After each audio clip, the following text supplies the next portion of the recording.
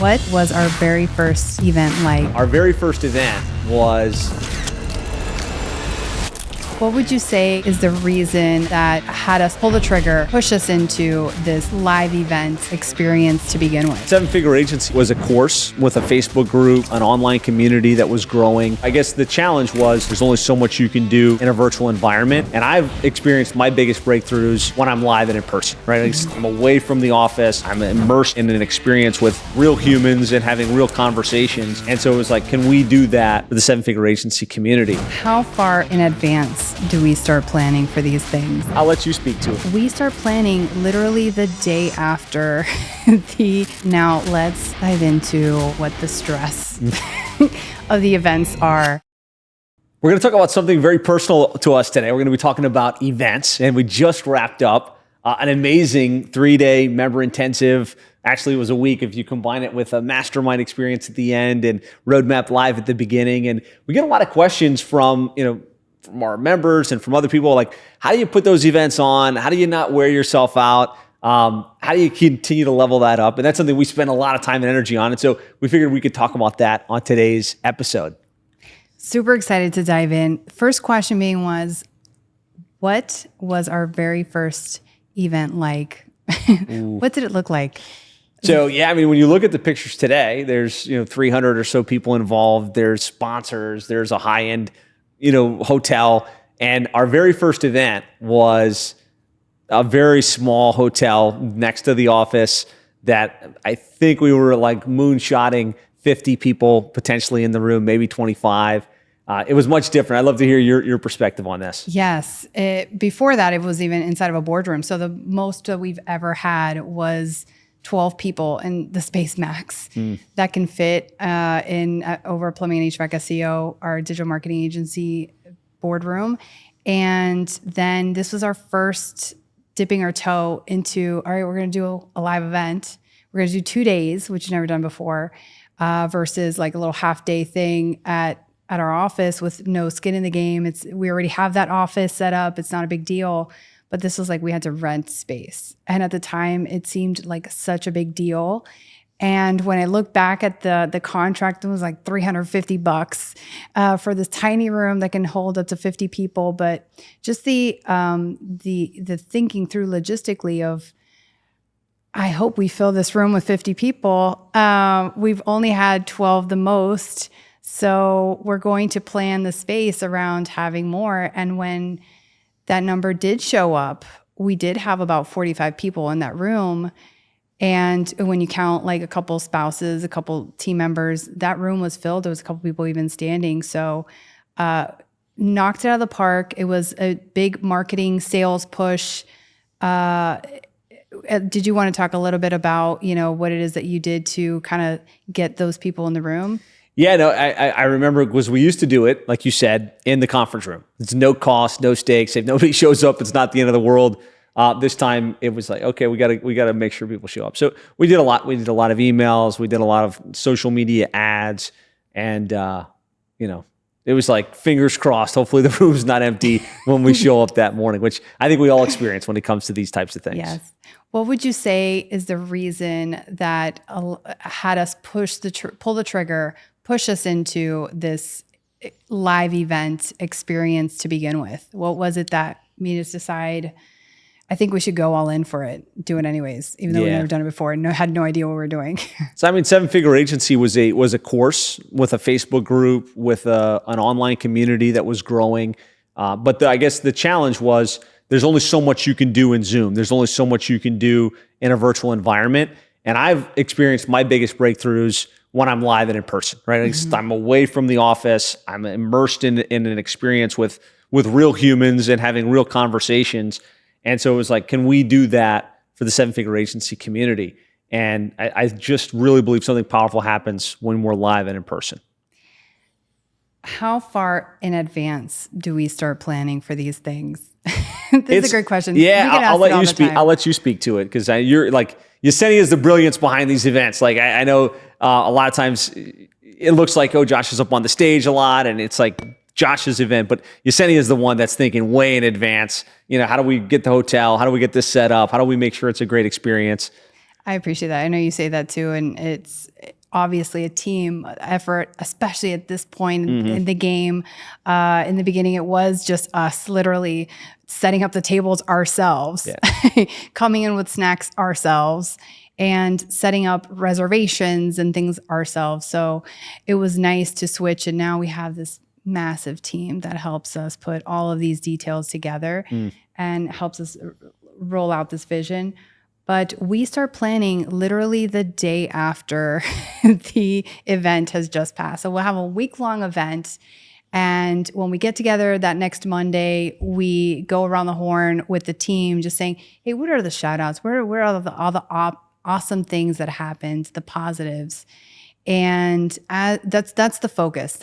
We don't talk about, hey, what should we do next time differently? What were any takeaways or anything? We just focus and kind of revel in the fact of what we just pulled off, which is like having a wedding 3 times a year for a wedding that lasts an entire week, Monday through Friday. So we do revel in that positivity. And then it's after that, on Thursday, when we get together and we drill down on all of the details that the team had as takeaways and kind of troubleshoot, all right, well, we want to make this different. How are we going to make that happen?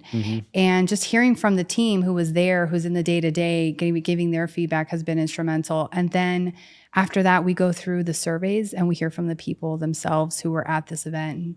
And we listen and we implement everything, if not almost everything that they give us feedback on, because this event, it's fun. We throw it based on how we want to have it, but also we do it for the community and for the group. So this is their intensives. So we have an ear to the ground and we listen to everything that they ask us to change and we take it to heart. Yeah, I think the first event we did, it was probably 3 months in advance where we're like, okay, let's try and see if we can get people to show up to this, members and non-members, so that we could send the emails and do the Facebook ads. And I think the more we do it, the longer in advance we're starting to prep, the larger more people, the event, the more people that are involved. And like you said, now you're already planning for 2026, where the venues are and all of that fun stuff. So questions we get all the time: how do we divide event responsibilities between us? What is it that you do? What is it that I do? I'll speak on yours. You handle so much of the speakers, and we discuss with our content team the content that we're going to have. And it's based on an ear to the ground of what's coming in the future, mixed with what the day-to-day questions and issues that are coming up right now for agencies in their space.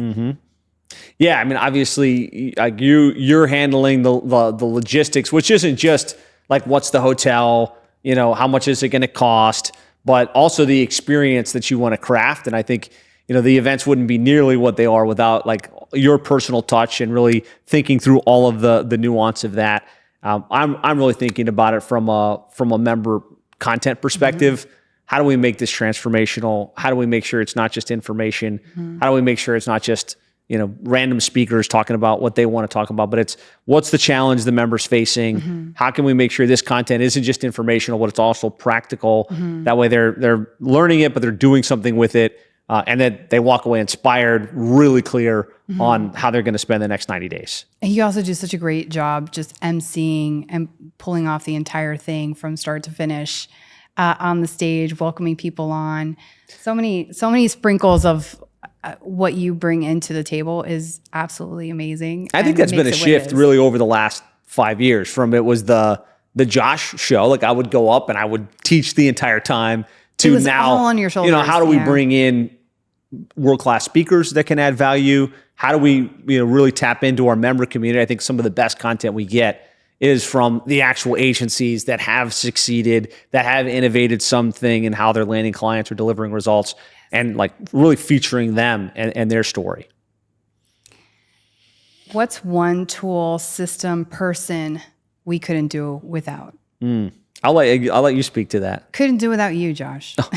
100%. We wouldn't be able to have this event without you.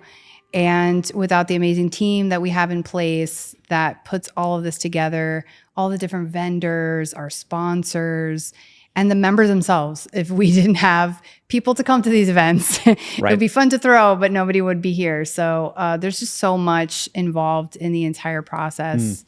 What would you say, Josh? No, I would say, I mean, obviously the spirit of these events is you, like from the beginning, is like picking the experiences and the, really crafting the entire process. It's wonderful now though that you've been able to elevate and delegate, which I don't think either of us would have envisioned, me not doing as much speaking, you not doing as much hands-on planning. But as we elevate and delegate, now we've got a great team that is helping in every aspect to let us be more present at the event, let us be more connective with the members while we're there. So those Couldn't are do it all without that team. Yes, those are all the positives. Now let's dive into what the stress of the events are. What do you say is some of the most stressful parts of throwing an event? There's always logistical issues, like things, not going exactly like planned.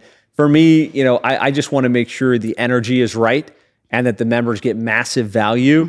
And so, random things like at this last intensive, right at the beginning, we had set the AV up, we had set the audio, everything was tested and working.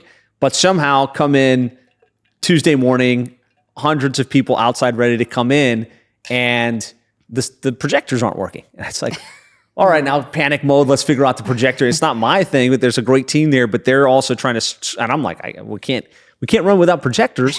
So we solved that with 20 minutes left to go.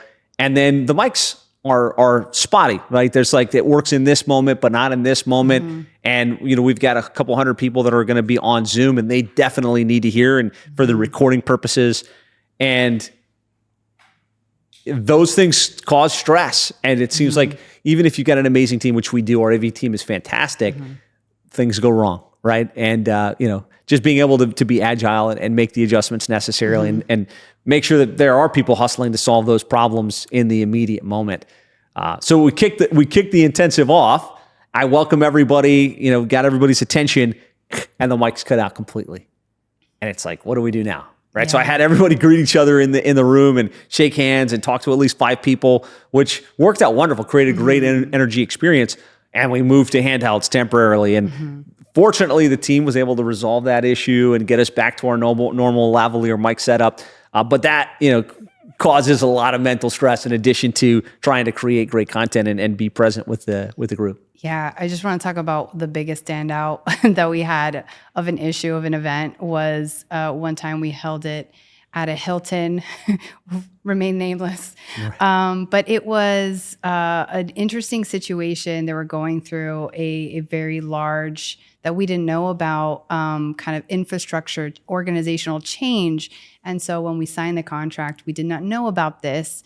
And they had a very large party that were coming in at the same time as ours, which you learn a lot of things. You pick up what to ask in the contract signing, what to look for. But we were unaware of this other group and what it was and who it was.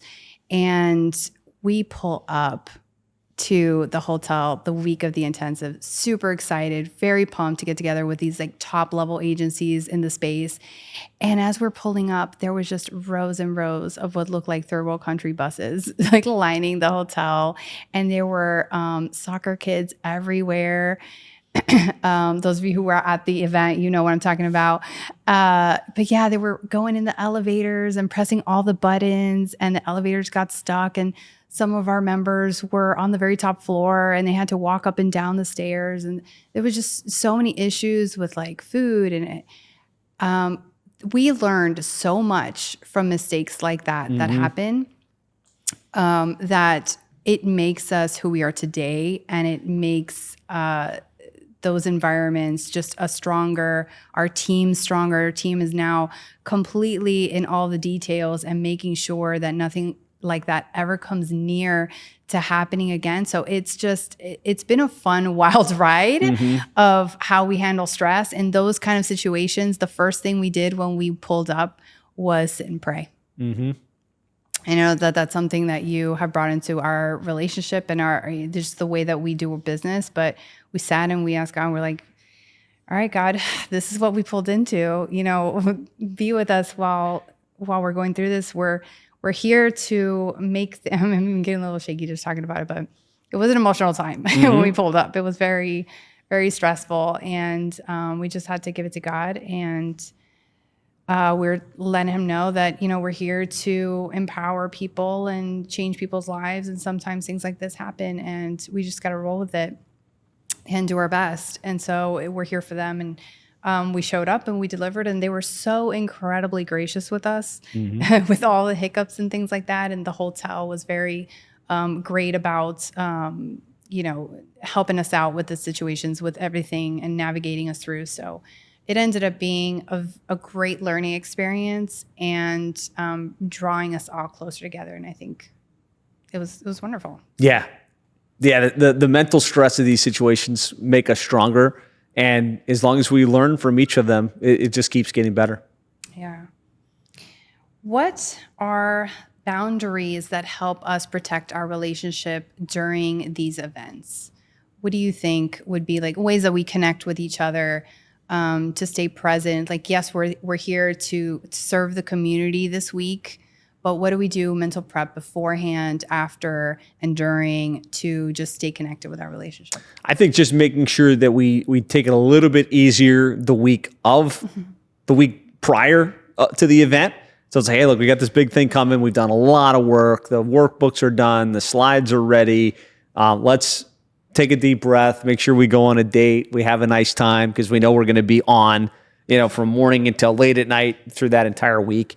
And then just making sure throughout the event that we connect with each other, we check in with each other. Anytime I'm up on stage and I look back and I see you kind of throw me a little heart, that's super encouraging. Yeah.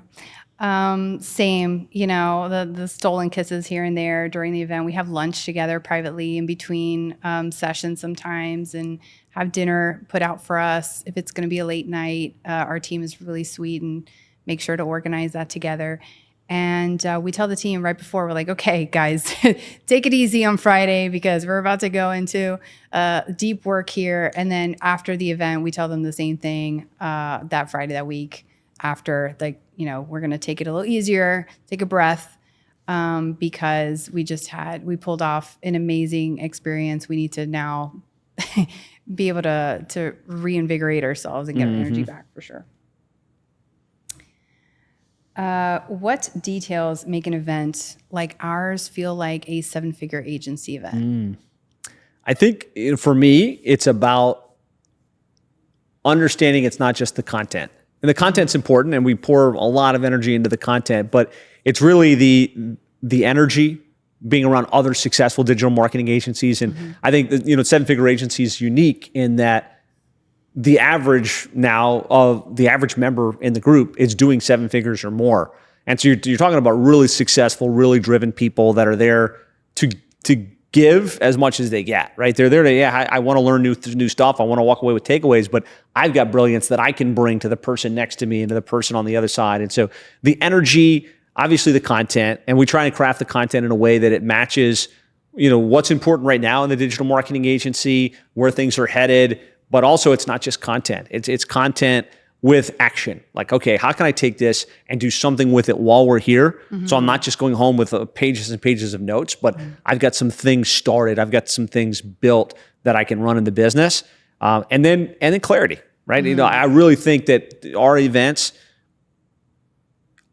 the most important thing is that they come in to get re-energized, re-inspired, and we're super clear. All right, I've anchored in where I'm going over the next 90 days. I've set a goal, and I'm going to go action that. And then, of course, all of the experiential stuff that you do on top of that, which I'd love for you to talk about now. Yeah, the experiences are built in with just what we would like to see at an event, what makes us have fun at an event, and it's connecting with other people. And so the kind of things that we add in is literally just for us to have fun as well with cool people that are also very successful and driven that we would like to have cool conversations with. Yeah. So one of the things I've always wanted to do is axe throwing. And so we threw in, well, let's see if we can get axe throwing into a building and had to sign a bunch of waivers to do that. And one of them was, well, it'd be so fun to get everybody together and go on a yacht. and just rent jet skis and do things like that. And so we've thrown that into the mix. And our award ceremony is one of our most favorite things.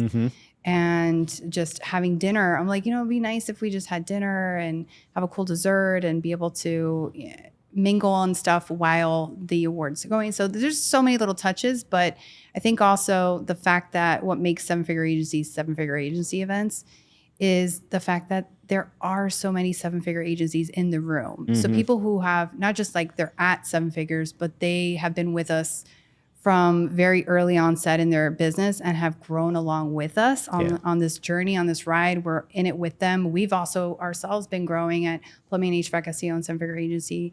And so it's kind of like a reunion then when we get together because we've been with each other so long. And then when we bring new people into the fold every event, it's also like Cheers, the show Cheers, where like you see all your friends, but you're also welcoming in new people as well that become good friends just off the bat because the energy and the people who have been there for so long are so welcoming and enjoy having new people to bounce ideas off and hear how they're doing things. So I think that's what makes seven-figure agency work so well too. So next question. What's one piece of advice we'd give a couple or co-founder who wants to start running live events? I would say do it. Almost anybody, and myself included, when you think about running your first event, it's daunting. It's really scary because you're putting yourself out there. How much time is this going to take? Is it even going to be worth my time? Is anybody going to want to come? There's a lot of dominoes involved in making this type of thing work. But I really believe, like, if you think about it in the context of your agency or whatever business you run, transformation happens live and in person. Like, there's no doubt about it. Something magical happens when we get live and in person. And in your agency, if you can bring your client base together, if you can bring your prospects and clients together and share great insights, develop community, that's going to lead to better retention. It's going to lead to better understanding your industry. It's going to lead to more referrals. It's going to lead to social proof and social content that you can leverage. So I would say do it. I can't think of a context where it doesn't make sense to do it, even if it's in a small environment, right? And in our case, right, it started, hey, we've got an office here. We've got, room for 12 people around a conference room. Yeah. Let's bring everybody in. Let's spend a half of a day and see how that goes and kind of build it from there. 100% would recommend doing it using the resources you already have. So if you have an office building, do it in your office. Small, intimate thing. Test it out with your top clients and make it a very small pool that you're asking to join you. And so it's less skin in the game, less like you're putting yourself out there. So you're just testing the waters. And all the work that you do to organize it is just your foot in the door of like, okay, I'm setting up my processes and stuff for just a very small, intimate group. And then once that's successful, then you continue to sprout out and look at other venues and things like that. If you don't have an office space, there's so many places that you can rent for less than $350 and you'll have the entire boardroom set up. You can have Uber Eats deliver food, or you can hire a company to come in and just put a display out. You can just take them to lunch, to a nice lunch in walking distance around the area that you pick. There's just so many ways to go about it in an intimate way. You can rent a VRBO and just have it be an intimate, cool house and just have fun with it. I know some of our members had talked about, doing it at a theme park or, doing something experiential while you're doing it because it's something that they want to do and do it with cool people kind of thing like we like doing. So just do something that you feel is fun, that it's low commitment, kind of like, okay, it's not too bad. It's not that big of a price tag and it's not that many people that are asking to come, and start there. And then you're going to build and it's going to get bigger and bigger. But now with AI and all this coming out with the digital environment, social is even more important today than it was yesterday, and it's going to be even more essential in the future. So gear up your company to withstand this by getting people together. Be the one in your industry that is bringing people together and doing this to learn from each other and grow. Yeah, I'll share a couple of examples of members in the community that do this really, really well at different levels and stages. One great example is Tim Shermack from Platform Marketing. He works with realtors, and he's been doing this as a retention play. Like he literally puts on an event once a year. He brings his entire community together.